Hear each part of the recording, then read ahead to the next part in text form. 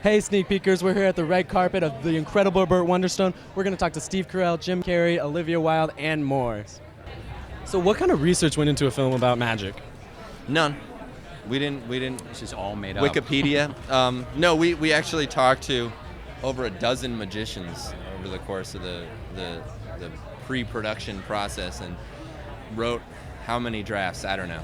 Over a dozen as well. Too many. We took 2 trips to Vegas for research.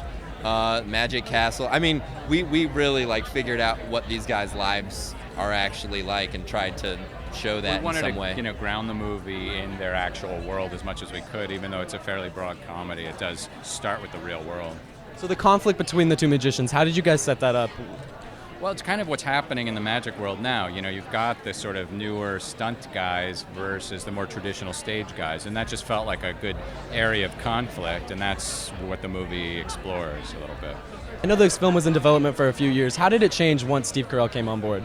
Well, Steve Carrell kind of inherently grounds things. So once he came on board, we knew that we wanted to add kind of some more layers to the character of Burt Wonderstone and not just have it a straight kind of one-note thing. And that went for the whole movie. So we, Alan Arkin coming on board, all that stuff. Those actors deserve more than just jokes. So we wanted to give more to each of the characters as we developed the script. So as the script evolved after they came on, that was a lot of what happened, and that included the magic. Did they bring in a lot of their own ideas for their characters? Well, when you have actors like Carrell and Jim Carrey, you want to give them the freedom to bring what they bring, and so you want to have the time, and you want the writer. The writers were great about working with them, so that you're bringing as much of their instincts into the comedy as much as possible. The film was in development for a few years before you came on board. Yeah. So what made you want to come on board? I thought it was really funny. It's a world I'd never seen before in a comedy, and I thought the character was kind of a jerk in the best ways. So it just seemed like something that would be. It's a movie I would want to go see. And so talking to UT people, their favorite character is definitely Michael Scott. So how does Michael Scott and Burt Wonderstone compare? How do they compare?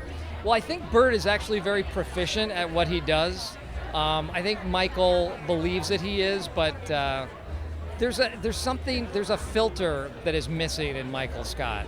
Burt Wonderstone is just an egotistical, narcissistic jerk.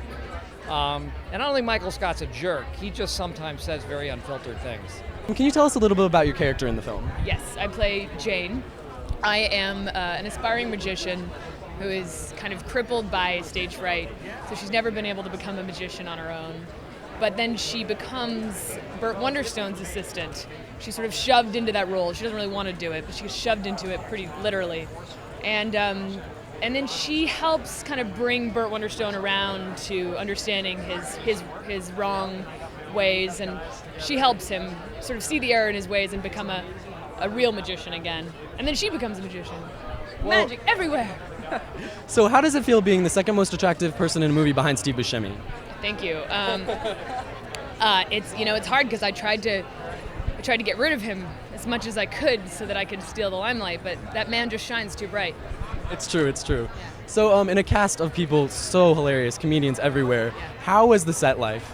It was wonderful. It was such a loving set. Everyone really just wanted to be there, and everyone was so imaginative, coming up with alternate endings to every scene, and we got together and would write our ideas and share them, and I felt that collaborative energy was so sincere on this set.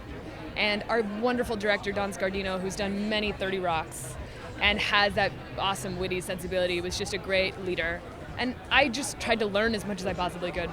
What kind of research did it take to go into this film? Any Chris Angel mind freak?